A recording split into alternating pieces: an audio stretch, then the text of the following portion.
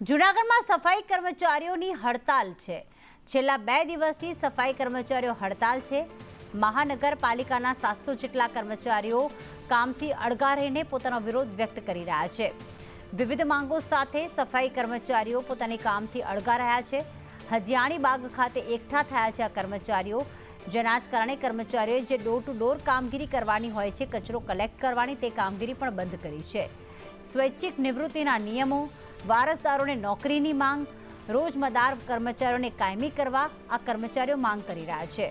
કર્મચારીઓ સખી મંડળ બહેનોને ફિક્સ પગારની પણ માંગ કરી રહ્યા છે।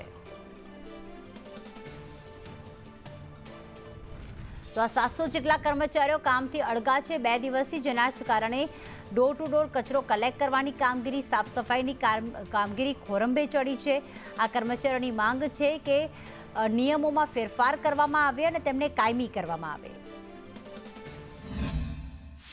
વખતો વખત અમે આવેદનપત્ર આપ્યા છે અમારી માંગણીઓ માટે। અમારા સીધી લીટીના જે કામો છે બોર્ડમાં પણ લઈ શકે એમ છે, સ્ટેન્ડિંગ કમિટીમાં લઈ શકે એમ છે અને કોર્પોરેશનના કમિશનર પણ આને બહાલી આપી શકે એમ છે। તેમ છતાં પણ સફાઈ કામદારોને કોઈ પણ જાતના ઓર્ડરો દેવામાં આવતા નથી।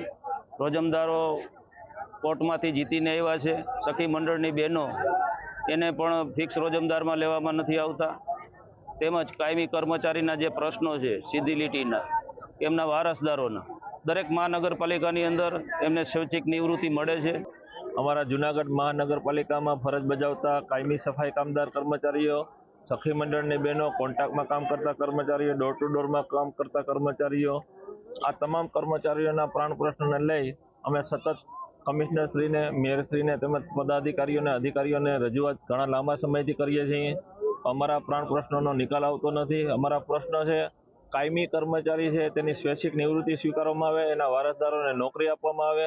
રોજમદાર કર્મચારીઓ છે ઘણા લાંબા સમયથી 42 જેટલા કર્મચારીઓ છે, 164 જેટલી સફાઈ કામદારની સેટઅપની જગ્યાઓ ખાલી છે, તેમાં સમાવેશ કરવામાં આવે અને કાયમીના હક આપવામાં આવે।